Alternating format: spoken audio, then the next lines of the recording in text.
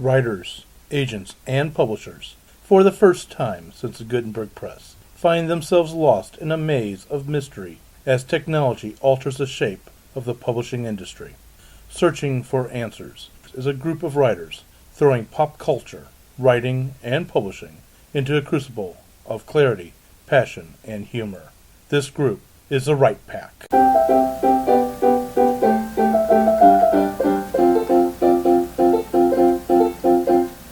Welcome to the Right Pack Radio. This is David Allen Lucas, your host for Right Pack Radio. I am an author of mystery, science fiction, and horror, as well as poetry. Today we are going to talk about, are you a pantser? Are you a plotter?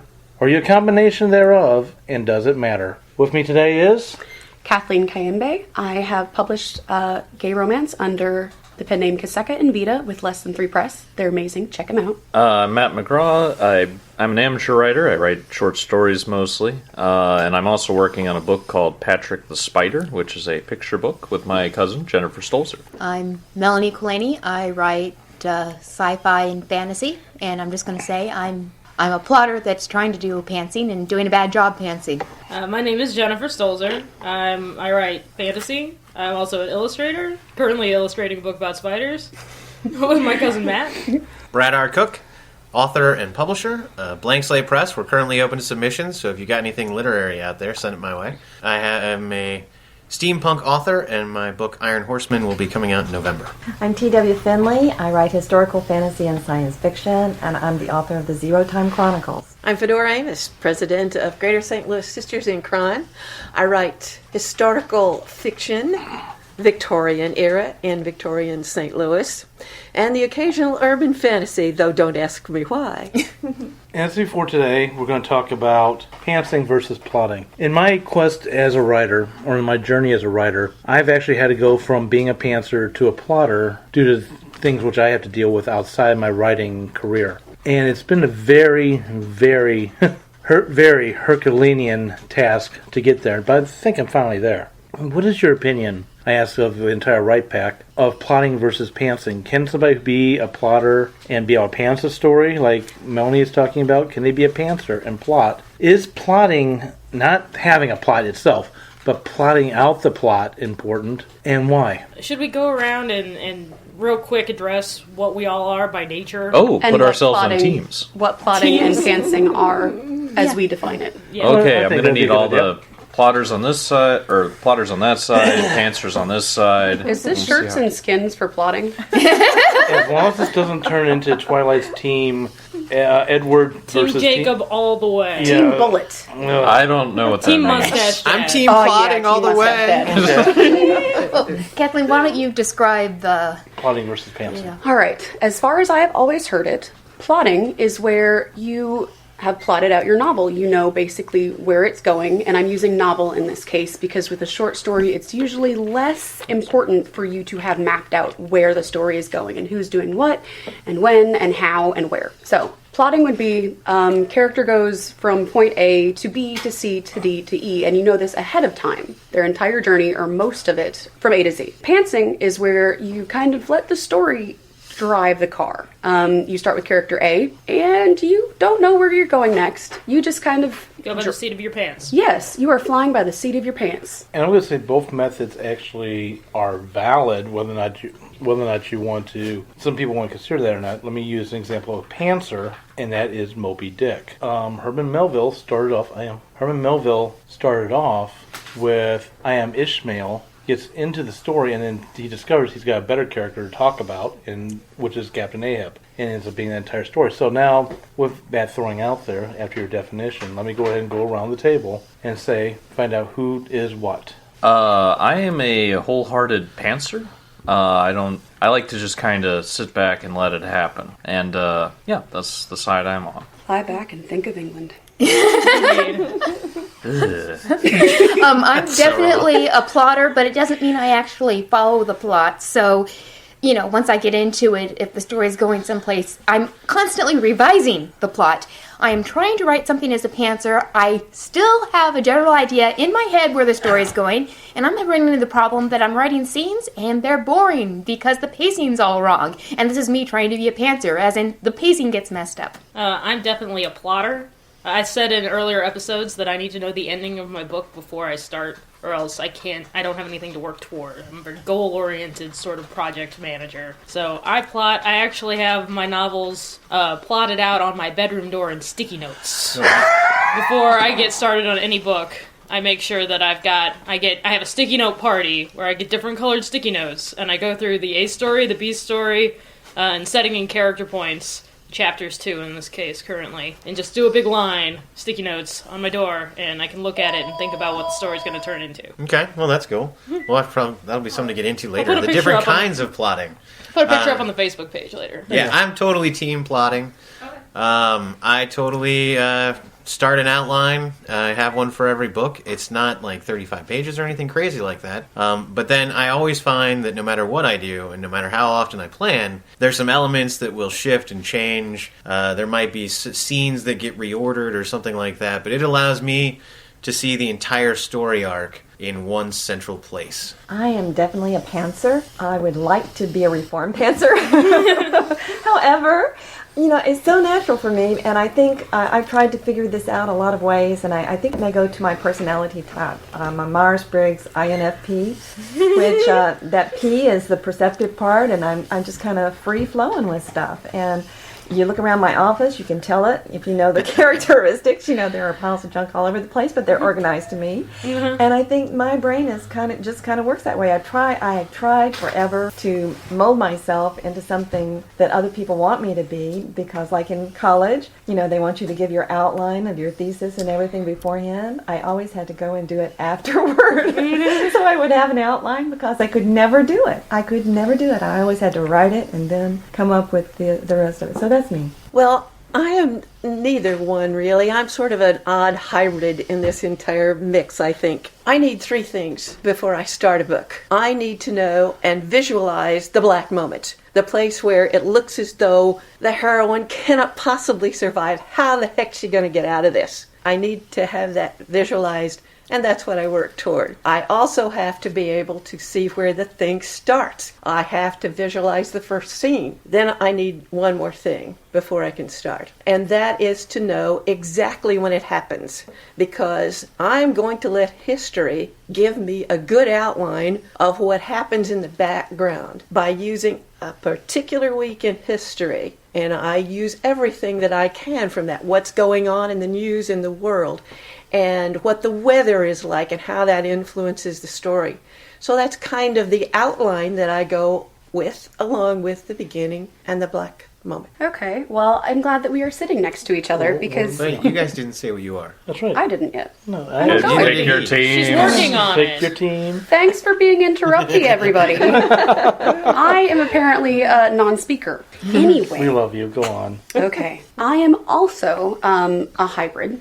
I'm mixed, I was going to say. I need a direction. I need a sense of direction. So while I love writing little ficklets, is what I call stories that I just start and go and see where they go, but they're really short, more than 100 words maybe, but definitely less than 1,000, and they're just for fun. Those I don't need to plot necessarily, but if I realize a story is growing its own world and everything else, and it's going to be longer, then I need to do some plotting. Not a lot, because once I know where a story is going entirely, I get bored. I've already, it's done, don't need to do it, don't need to actually write it. So I need plot points. I need the direction from where I am starting to where I am going, not to the end, but usually a few scenes or chapters. And once I have that direction or sense of direction, the plot usually changes entirely. But that's okay. I think the direction is more for me as a writer to feel like this is going somewhere.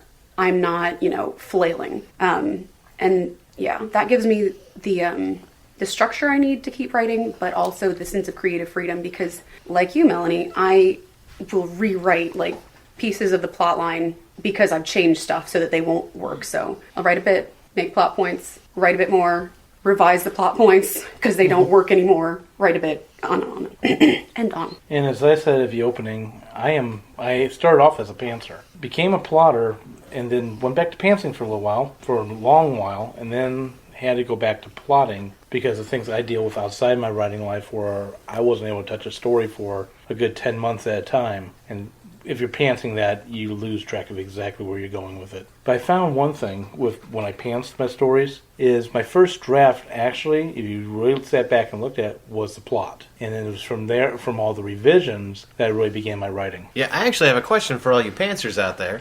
So I have a very good layout of all my subplots in the terms of, I see how they weave through the book, and I'm curious for you pantsers out there, how do you keep track of your subplots? Is it something you go back through on a second draft, third draft, and take a look at? Because how are you adding in those elements of the subplot and little tidbits here and there along the way? Is it just you're keeping it in your mind and keeping it running through? Well, in answer to that, at least in part, I think that another way of saying pantser and a more pleasant and polite way is to say organic. Yes, I like that. I'm an organic writer, and I think that if you create some characters that are interesting to you, they will often say, hey, let's go this way. And they will say, I don't want to go that way. And they will force you to go in some direction or another. I think you run into. I'm sorry. I think you run into that a lot with another plotter out there that's very famous is Agatha Christie. If you read her stories, I love her stories, but her characters move like chess pieces because she forces them to follow that plot. Yeah, and I want to, in defense of those of us who do plotting, just because we have an outline doesn't mean that we're strictly following that outline. I would say that some of the pantser strategies I've heard, especially you two hybrid pantsers, you sound like you're halfway toward writing yourself an outline. That you're doing the same thing, maybe not quite to the length that I like to do, but that I do. I need to know what stop I'm going to get off on the subway to get to the next conflict. Now, what happens on the subway there may be subject to change, but that plot point is important. Because the plot point is going to shape the way that the characters think and move. And I've had characters tell me before, I'm not going over there. And there's no way you can. And that's the fun part to me. The fun part to me is finding a solution within the world and within the mindsets of the characters that will still get them to that point. Not necessarily, oh, but you're going anyway. I had one story I wrote where they were riding a plane into a foreign country, and this country hated them desperately. And my main character said, why am I doing this? And then, steadfastly refused to go in. And I had to write, I was a much younger writer at the time, so I actually wrote what I call a bamboo trap scene, where the plot's going along, it stopped dead, fell in a bamboo trap, got stuck on some sharpened sticks, and had to claw its way back out. They all sat around in a circle and yelled at the main character until he decided to go to the next plot point. That's not good writing. Can we go through all of your specifically named do not do these things sometime? I have a feeling I'm going to have to actually make a list of those first. I'm glad I got to throw bamboo traps out there somewhere. But Collected them all, put them all in a For the pamphlet, make it a record, book. this will happen. Jen's book on writing, coming soon. It's called the bamboo trap scene. Well, let's see. For how I do, subplotting or any other, sub-elements? It's subplotting particularly, and I say that because main plotting, as you say, it can be organic, and you're going from here to over to there, somewhere over here, but I'm curious specifically on the pantsers, because Jen's right. I mean, even as a plotter, my stuff is organic. When I'm creating my outline, it's not a forcing thing. I'm really thinking about the story. I think about each scene. Now, what happens within that scene, those things, some of that is a thread of the subplot, and I'm curious, for pantsers, is that something you go back through and check, that those subplot themes are still running through each, part of your story, or is it you're more focused on the main plot? You might have to go back and fix it afterwards, but usually I'm just if I want to see that person again, that subplot again, it'll come up. Okay. Or if I feel usually I have a fairly good idea of what the world is like. Okay. And just if it seems natural for them to come up again, then I'll do it. And I don't worry about, I guess spacing it out appropriately. I'm not, worried, oh, this is too much of this. I've gone off on too much of a tangent. I'm if a tangent comes, I let it happen. I was going to say, in response to that question, I think people's subconsciouses are awesome. So I will have the main plot in mind, but characters will come up and situations will come up that I would not have thought about, and they will work themselves out in uncannily awesome ways. My friend is a writer, MJ King, and whenever I'm talking to her and she says something that has happened in the first draft that she's writing, I'm like, I love your brain, because it's not the kind of thing that you can really plan out ahead of time. And for those of us who write chronologically, and don't want to feel stifled by an official outline, for me it's mainly mental thing. I like structure. I don't like feeling caged in, which is why I'm a hybrid. See, I don't feel caged in by my outline at all. And I think it's mental. My And so perception almost to of that end plotting- then, is this debate even a debate, or are we all coming at the stories the same way? Oh, I think Just some people of us- are definite pantsers, but then some writers I've read, professional writers, they put out a lot very fast, and they're pantsing, but sometimes it seems like their plots are. Yeah, but are we all coming at the story, in essence, in the same way? We are looking at stories organically, we're watching them grow, we're watching them move. It's just some of us do this as an outline before we sit down and we actually write it out. And then as we write it out, things can morph and change. To that end, I had a question. Are there subtypes of plotting and pantsing? Is there a sliding scale? And really, is it all just a matter of which steps we take when, but we're all taking the same steps? Like a Kinsey scale thing. Yeah, I'll answer that from a plotting point of view. One of my literary heroes, Earl Stanley Gardner. If you don't know who he is, he wrote Perry Mason. He also wrote under multiple pen names, and this man put out so many novels in a year I couldn't even blink at it. If you don't know who he is, look him up. But he wrote his mysteries and most of his fiction based on 9 questions. He would answer those 9 questions, and he would have his main plot that was taken care of. I think he also applied that to any of his subplots, the same type of 9 questions. And then you've got my scale, which now what I've gotten to is I flowchart. I don't just flowchart, okay, in this scene this is going to happen, in that scene that's going to happen. I actually, like I used to when I did pantsing, is when I would pants, I was sitting there and I was recording, if you will, what my mind was seeing happening. In the way of flowcharting, that's exactly what I'm still doing. I'm just leaving out all the dialogue and description and all that. I'm still going through of this person, this character is doing X, Y, Z, and then I can go back and answer Brad's question about subplots. I'm able to look at that flowchart very quickly and say, hey, did I tie up this loose end? Did I tie up this loose end? And if I didn't, or if I see I've suddenly let myself go off of that plot and taken it down a road which makes no sense, instead of erasing whole paragraphs, whole pages, whole chapters, it's a matter of either moving a simple piece of that flowchart or deleting that part of that flowchart, and you're done. Yeah, I guess for me, I would like to be able to do that, because I think for me it would be a lot smoother. It did take 10 years. I know. I have tried, but I guess for me, how it works is that the first go through is the first go through. It's not the book. No. And so the subplots are there, but to make them really work, that doesn't happen until, at least the second time I go through it, if not the third or the fourth or whatever. Some of it also has to do with, the feedback that you get from your critique partners or whatever. But I guess for me, the subplots are like the plot, is that as I'm writing, something will come up and I just know it's right, and it'll be there, like in the book that I'm writing right now. I knew there was an informant because it was critical that there be an informant. I didn't know who that informant was until now. Really? Yeah. I still So we don't found know. out together. That's funny. I still don't know how the book ends. So I think, Brad, you're a critique partner. I'm waiting to see how this book ends. So, it's Me exciting too. for me, but it's one of those things that, it's a little bit frustrating, a little bit confusing, but I'm waiting for the characters to tell me how it ends. It's like a path. I was listening to something about qualitative research of all things. And that's kind of how you do a qualitative research. It's like you don't come up with the end. You let the research tell you how it ends. And that's kind of how I write, really. I think it would be very difficult, really, to keep my interest if I knew all of these details, and I certainly wouldn't be able to do a good job of red herrings and creating a case for each of the different characters as being the murderer. I have to believe it myself. Okay. I do. Yeah, and I'm surprised. That's interesting because, Fedora, you being a mystery writer, and I know you've heard the same thing as I've heard at different mystery conventions, is mystery writers get accused of being the most plotting creatures of this entire writing species, because we have to be so careful with the rules of the game. And yet, what you just said, it seems to not fly in the face of it, but actually say, no, you're not quite right. You're a little more on this tangent. I think it has a lot to do also with whether the person really has to make a living writing. True. Because practically nobody does, let's face it. And those Ow, who my do, dreams. yeah, right, I know.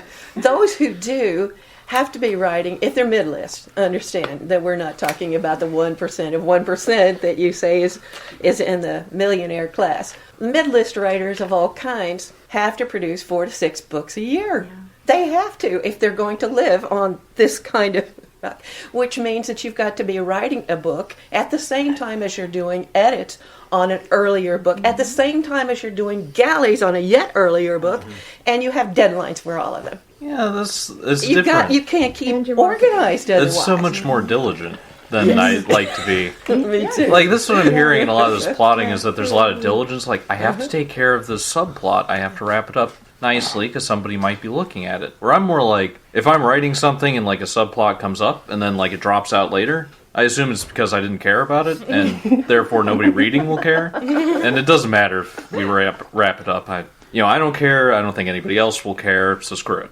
Well, answering something that Fedora was just talking about, in terms of my plotting, I actually tend to plot while I'm editing the one book. I'm plotting the next book because editing is such a technical skill, and the creative side of my brain starts thinking about future books.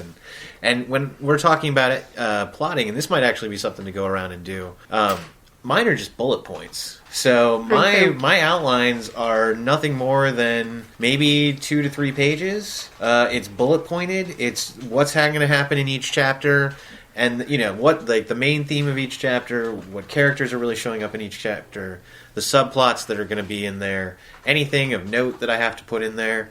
For me, because I do steampunk, I'm always trying to include some sort of technology in there, so I'll keep track of that. And that's it. I mean, it's literally nothing more than, a few bullet points per chapter. And then that, the chapters all come out of that.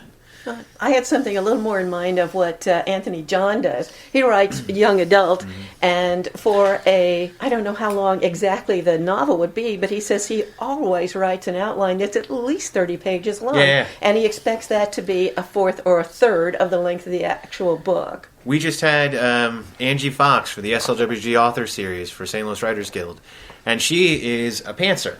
But her critique partner is a plotter, and her critique partner creates a 35-page outline for each book, and that outline is the exact book. There's no changes, there's no deviation, there's no nothing. She literally can hand over that outline to an editor, to anyone else. Here is my book, and it does not deviate. Whereas Angie Fox is the complete opposite of that. It was just kind of an interesting thing. But yeah, there are people who create these super detailed, I think it's like a page per chapter, or at least, or something along those lines. And along with that, what you were saying about Angie Fox, and we were talking about subplots, and going to what you were saying, Matt, about, and nobody's really, if I'm not interested in a subplot, then no one else really is. Angie has said in multiple conversations I've had with her, and I think she's had in interviews, is that people will come back to her on things that were throwaway lines or throwaway characters. They were there, they're gone, boom, and everyone's like, but I love that character. What happened to it? You need to bring that character back. She talked about a great one in the interview in terms of a throwaway line from the very first book in the second chapter, or maybe the first chapter, that was the character didn't like to get on airplanes. Yeah. Well, book 5 comes along, and she wants the character to get on an airplane, and her beta readers started yelling at her, "You can't do this. You said in the second chapter of the first book she doesn't like flying." Total thing. It was a great one. Check out the interview. I was going to ask everybody how your first drafts and your subsequent drafts differ when you're plotting versus pantsing. Because, Brad, you had asked about subplotting, and who was it over here that mentioned the kind of skeletal, what you're doing in the first draft is more plot, and then you go in and expand? Was that you two? It was, I think Brad. so. All right, so Of course. so okay, for the plotters versus the pantsers, how does the first draft tend to look, and what do you tend to do in your first revision of it? I can answer that for plotting. I like to have my world very well developed, and my plotting involves a universe Bible where some different characters have different lengths of biographies and back histories and all that. And I go through, and the first draft would be the main character, the point of view character in there. Then I'd go through the story again, like I pick another important character and go through the plot like they were the main character. And I mean, that kind of builds up the subplots organically. And a lot of this I do in my head.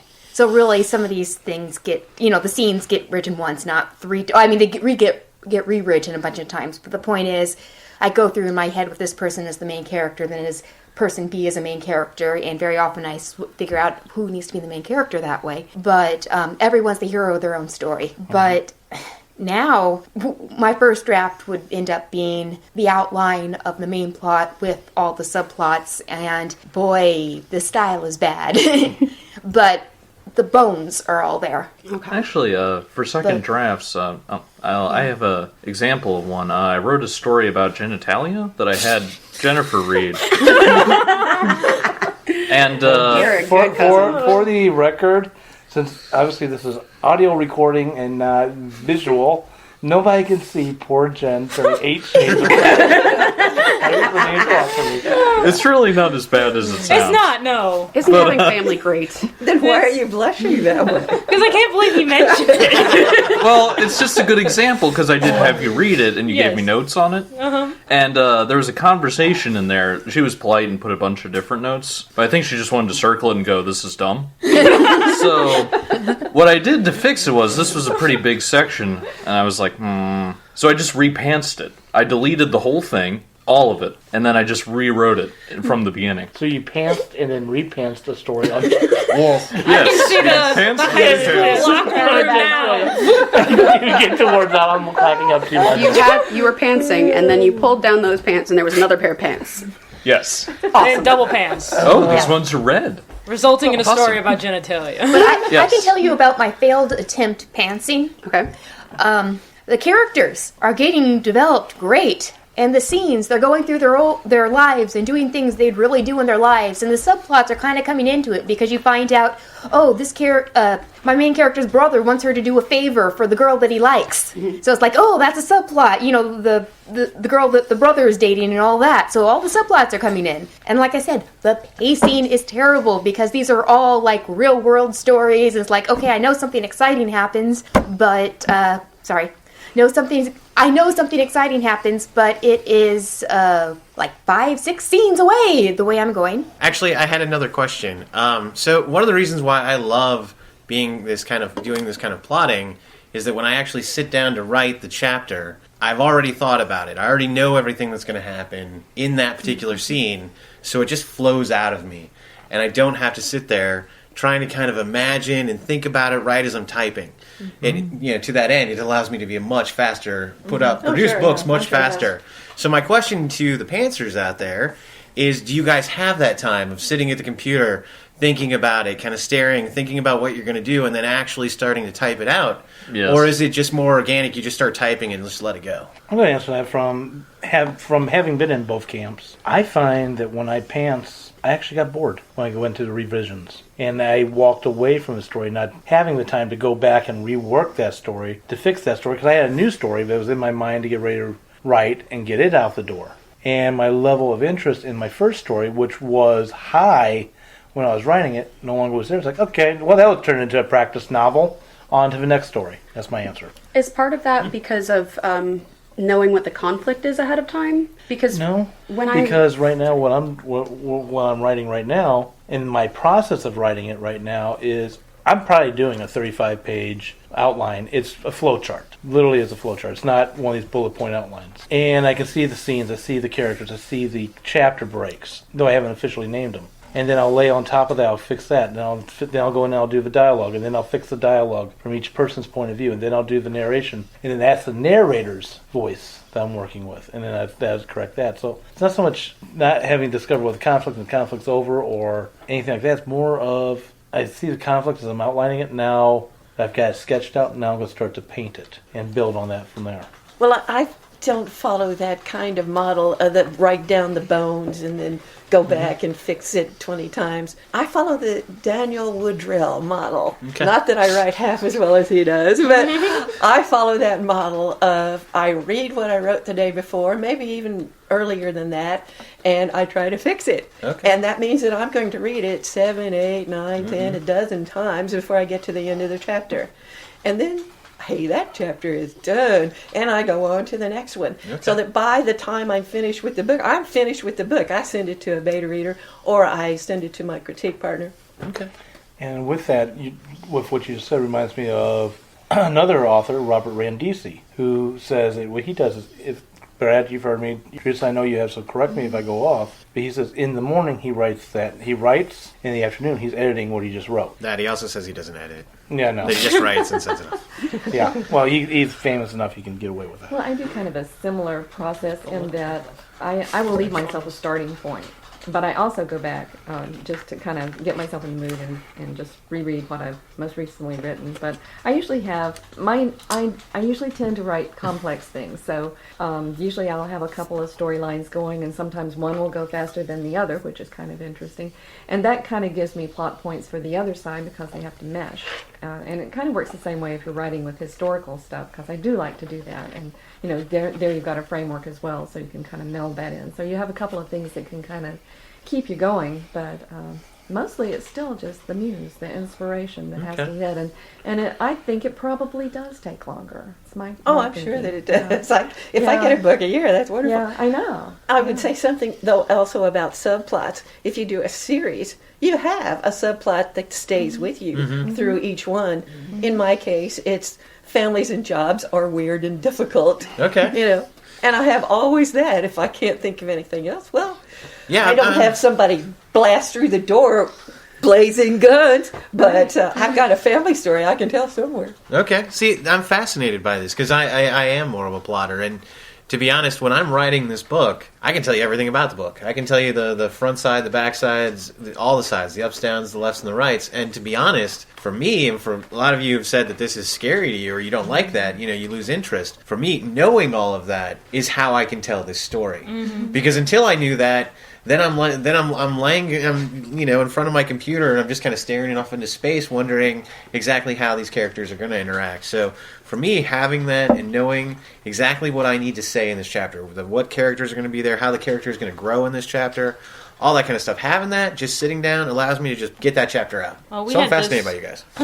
We actually had this conversation earlier before we started recording. The idea of editing versus writing and the different natures of us, whoever was participating in that conversation. As I'm a plotter, but I'm also a reviser. I come alive when I'm revising, when I'm in the thick, and I'm carving a path through all these errors and making it all knit together, all nice and pretty. And some people don't like their stories to end with a bow, but I love a big bow on the end that all the stuff comes together, and then you have that aha, I understand everything moment. So that's where I have fun. So pantsing, to me, is robbing myself of the chance to see all those little lines happen. So I love plotting because I love looking at the whole thing and going, ooh, this leads to that and then to this. Ooh, and then I can pull this in this way. Oh, this is so much fun. As opposed to sit down and just write nothing. It's fine for a short story. I can do that, but it's not nearly as much fun as it is to actually be in the wheels. Yeah, see, I have a greasy. I have a subplot in my story that the reader is never going to know about it unless the sequel gets written. But all the little hints are laid down. So if the sequel ever gets written, they'll go back and read. It's like, that is true. Jennifer, what you said reminds me a bit of how I guess I perceive mysteries being written, or not written necessarily, but when you're reading a mystery, you go along with the author, and part of the wonderful thing for me as a reader is seeing how it all ties together, how the author managed to take so many disparate things and tie it up in a bow. That's amazing. I am not good, though, at doing that when I'm writing. For me, I need to have some element of mystery. Otherwise, for me, the story is it's done. I don't know how you guys know everything already. I wonder if it's a personality thing, almost in the same way, in the sense of like how we all deal with mathematics. There are people. I don't. Well, well, there are people who can add parts together to build something, and there are people who can take a something and break it apart. And it's really, we have two ways of thinking about this. And I'm wondering, because it sounds like pantsers are more in the let's build something together until we have a whole, and plotters are more let me take the whole and break it down into little parts. Well, with that, Teresa mentioned a little while ago what her Myers-Briggs was. Yes. I know my Myers-Briggs. Does everybody else around this table know their Myers-Briggs? I'm just curious first off. Yes. But I'm duality, so I claim no. two. Actually, I am too. Okay. Man. just like I've had it done, but I don't remember what it was. Okay, if you remember what it is, and you're willing to share. Well, I'm just going to go around the table real fast. I'll start off with myself. Say what you are, plotter or pantser. And for everyone, I don't think we ever defined where that term pantser came from. It means flying by the seat of your pants when you write. Identify if you're a plotter or pantser, and then identify your Myers-Briggs. For myself, I am a plotter. I am an INTJ by borderline with ENTJ. I'm a pantser, and I have no idea about that. I'm a plotter. I don't remember what that was at all. I am more of an introvert. I'm a plotter. I'm an ENFJ. That would be an extroverted feeling with introverted intuition. Oh, sounds like a recipe. I'm a plotter, but I don't remember the exact numbers. I just remember it was Yoda on the Star Wars. I know what you are. Nice. Maybe that's the test we should be looking for. There you go. Yes. What were you? Oh, I'm a Yoda. He's Yoda. I'm Ben Kenobi. Go ahead. And I'm a Pantser INFP, and that P is the one that gets you this, going with the flow. Well, I am a hybrid, and I don't even care. Good answer. Refuse to be labeled. Yes. There you go. Yes. If you want to. I'm trying to remember because I was on the cusp. I think it was I'm an INFJ or an INFP. I was close to 50-50 for that one for me. And I am a hybrid. I plot and I pants. So Roy doesn't, just at least using Myers-Briggs, for those of us who know it, doesn't sound like it's defined that, at least not that way. But that was a fun exercise. That was an experiment. Hey, now we... The science, What other Facebook quizzes can we take to science determine if geek we're in me plotters or had to have pansers? an experiment. I do know I'm in House Slytherin. I took that test. I'm Ravenclaw. Ravenclaw. I'm a Ravenclaw. You're probably. I'm gonna guess you're a Hufflepuff. I too I was a think so. Ravenclaw, so I think we're good. Okay. Teresa, I'm Iron Man. What's yours? Teresa, you had said earlier I got that- Thor, actually. I was totally stoked about Enough. Teresa, earlier you mentioned that when you were in school, your teachers would have you, when writing essays, turn in the outline and then do the essay, and you had to do the reverse because that's how your brain worked. I hated having to do that. Hated it. Peter Elbow has a book called Writing Without Teachers.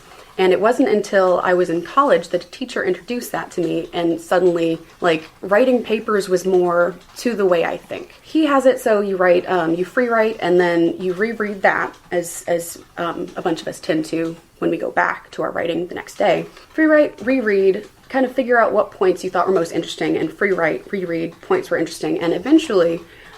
you go through and you have this essay that is very organic and very much the way you think, but it may be worlds away from where you thought you were at the beginning.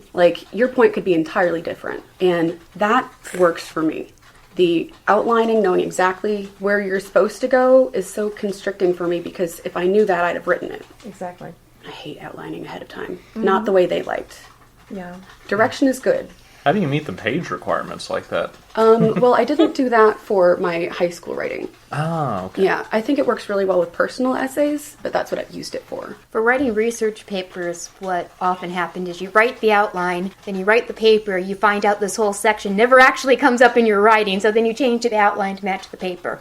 So you do actually turn in the outline first, because they don't give you enough time to write the whole paper first, and then you turn in a revised outline with your paper. It sounds like a lot of us change the outlines as we Oh, go, yeah. whether we are plotting or hybrid. Yeah, going back to change things, I think, is inevitable. Because even if, I'm a dedicated pantser, but even if, I go on ahead and something comes up and I'm like, oh, I should probably do this differently than how I thought I might, and then I have to go back and change things. But I feel like that's necessary for how I work. Well, it's the organic quality of writing. You're going to change as you put the words on the page. As you all have talked about, the character's going to speak to you, the scene's going to speak to you, the setting's going to speak to you. Something's going to speak to you, and it's going to morph it and change it. As I've always joked, I outline, but the story I write is never the same as the outline. Never. So, it's a travel itinerary. Yeah. You're going to this place. I haven't been there before. That's Here's exactly the what plan. it is. And then you get there and it explodes and you revise the plan and you go. Yes. Yeah, and turns out you took a little detour. Even if you got to the same place, the path was different. Exactly. And you like Yeah. where you end up. Well, in that case, it doesn't matter if you're a plotter or a pantser. It doesn't sound like it. And Except for it does matter to agents in the sense that they want to see a outline. Yeah, your editor will want to see an outline. Then you can do the cheating Maybe. method. You can do cheating method. Yeah. Or As you in can writing do- an outline and really not following it. Yeah, exactly. Thank you. Or do real cheating method of that. What Melanie said. I don't know. I've done that with people, and they tend to get pissy if they're the agent I type. have a question for the pantsers before we go.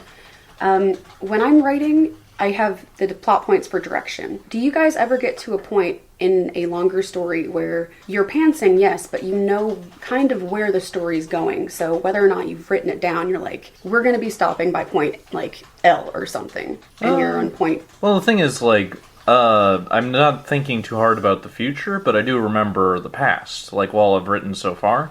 And as you write, it closes down possibilities one by one until you reach your ending. Well, that's like it's kind of I wanted to say about pantsing. Like, I know nobody said anything along these lines, but I'm not pantsing because I'm like too lazy to do an outline or anything. No. Yeah, I know nobody was saying that, but my point is, I pants like deliberately as a specific outlook because I don't want to mess with my own ideas too much. I have this idea that it's back here somewhere, and they're in this pure raw form. And as they come down and they come out on paper, and you work them out, they lose a lot of that glimmer over time. And I just try to keep as much of it as I can, which means doing as little as possible. You try to honor the story flowing through you instead of tinkering with it as so much as you're right. Okay.